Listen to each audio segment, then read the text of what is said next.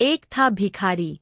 Rail सफर में भीख मांगने के दौरान एक सूट बूट पहने सेठ जी उसे दिखे। उसने सोचा कि यह व्यक्ति बहुत अमीर लगता है, इससे भीख मांगने पर यह मुझे जरूर अच्छे पैसे देगा। वह उस सेठ से भीख मांगने लगा। भिखारी को देखकर उस सेठ ने कहा, तुम हमेशा मांगते ही हो, क्या कभी किसी को कुछ देते भी हो? भिखारी बोला, साहब मैं तो भिखारी हूँ, हमेशा लोगों से मांगता ही रहता हूँ, मेरी इतनी औकात कहाँ कि किसी को कुछ दे सकूं। सेठ, जब किसी को कुछ दे नहीं सकते तो तुम्हें मांगने का भी कोई हक नहीं है। मैं एक व्यापारी हूँ और लेनदेन में ही विश्वास करता हूँ। अगर तुम्हारे पास मुझे कुछ देने को हो तभी मैं तुम्हें बदले में कुछ दे सकता हूँ। तभी वह स्टेशन आ गया जहाँ पर उस सेठ को उतरना था। वह ट्रेन से उतरा और चला गया। इधर भिखारी सेठ की कही गई बात के बारे में सोचने लगा। सेठ के द्वारा कही गई बात उस भिखारी के दिल में उतर गई। वह सोचने लगा कि शायद मुझे भीख में अधिक पैसा इसीलिए नहीं मिलता क्योंकि मैं उसके बदले में किसी को कुछ दे नहीं पाता हूँ। लेकिन मैं तो भिखारी हूँ, किसी को कुछ देने लायक भी नहीं हूँ। लेकिन कब तक मैं लोगों को बिना कुछ दिए केवल मांगता ही रहूँगा? बहुत सोचने के बाद भिखारी ने निर्णय किया कि जो भी व्यक्ति उसे भीख देगा तो उसके बदले में वह भी उस व्यक्ति को कुछ जरूर देगा। लेकिन अब उसके दिमाग में यह प्रश्न चल रहा था कि वह खुद भिखारी है, तो भीख के बदले में वह दूसरों को क्या दे सकता है? इस बात को सोचते हुए दिन भर गुजरा लेकिन उसे अपने प्रश्न का कोई उत्तर नहीं मिला। दूसरे दिन जब वह स्टेशन के पास बैठा हुआ था तभी उसकी नज़र कुछ फूलों पर पड़ी जो स्टेशन के आसपास के पौधों पर खिल रहे थे। उसने सोचा, क्यों न मैं लोगों को भीख के बदले कुछ फूल दे दिया करूं। उसको अपना यह विचार अच्छा लगा और उसने वहां से कुछ फूल तोड़ लिए। वह ट्रेन में भीख मांगने पहुंचा। जब भी कोई उसे भीख देता तो उसके बदले में वह भीख देने वाले को कुछ फूल दे देता। उन फूलों को लोग खुश होकर अपने पास रख लेते थे। अब भिखारी रोज फूल तोड़ता और भीख के बदले में उन फूलों को लोगों में बांट देता था। कुछ ही दिनों में उसने महसूस किया कि अब उसे बहुत अधिक लोग भीख देने लगे हैं। वह स्टेशन के पास के सभी फूलों को तोड़ लाता था। जब तक उसके पास फूल रहते थे तब तक उसे बहुत से लोग भीख देते थे। लेकिन जब फूल बांटते बांटते खत्म हो जाते तो उसे भीख भी नहीं मिलती थी। अब रोज ऐसा ही चलता रहा।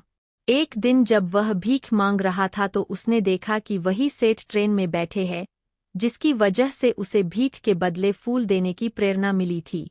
वह तुरंत उस व्यक्ति के पास पहुंच गया और भीख मांगते हुए बोला, आज मेरे पास आपको देने के लिए कुछ फूल है, आप मुझे भीख दीजिए, बदले में मैं आपको कुछ फूल दूंगा। सेठ ने उसे भीख के रूप में कुछ पैसे दे दिए और भिखारी ने कुछ फूल उसे दे दिए। उस सेठ को यह बात बहुत पसंद आई। सेठ, वाह क्या बात है, आज तुम भी मेरी तरह एक व्यापारी बन गए हो। इतना कहकर फूल लेकर वह सेठ स्टेशन पर उतर गया। लेकिन उस सेठ द्वारा कही गई बात एक बार फिर से उस भिखारी के दिल में उतर गई। वह बार बार उस सेठ के द्वारा कही गई बात के बारे में सोचने लगा और बहुत खुश होने लगा। उसकी आंखें अब चमकने लगीं। उसे लगने लगा कि अब उसके हाथ सफलता की वह चाबी लग गई है, जिसके द्वारा वह अपने जीवन को बदल सकता है।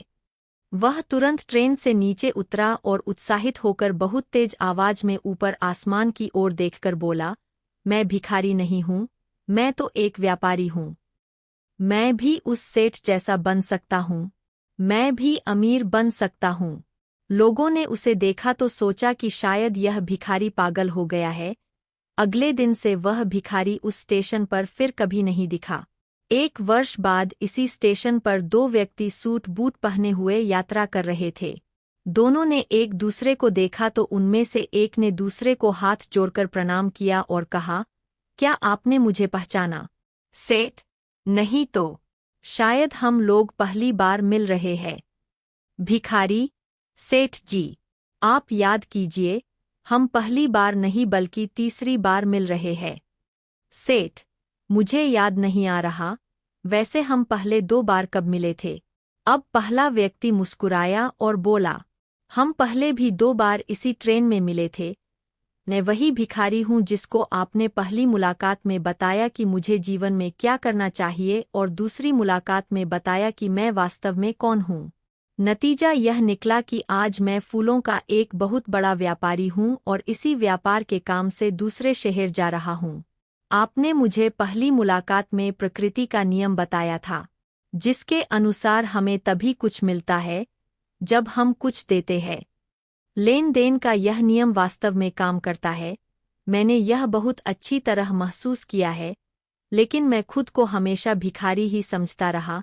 इससे ऊपर उठकर मैंने कभी सोचा ही नहीं था, और जब आपसे मेरी दूसरी मुलाकात हुई तब आपने मुझे बताया कि मैं एक व्यापारी बन चुका हूँ। अब मैं समझ चुका था कि मैं वास्तव में एक भिखारी नहीं बल्कि व्यापारी बन चुका हूँ। भिखारी ने स्वयं को जब तक भिखारी समझा, वह भिखारी रहा। उसने स्वयं को व्यापारी मान लिया, व्यापारी बन गया। भारतीय मनीषियों ने संभवतः इसीलिए स्वयं को जानने पर सबसे अधिक जोर दिया और फिर कहा, शिवो भूत्वा शिवम यजेत। शिव बनकर शिव की पूजा करनी चाहिए।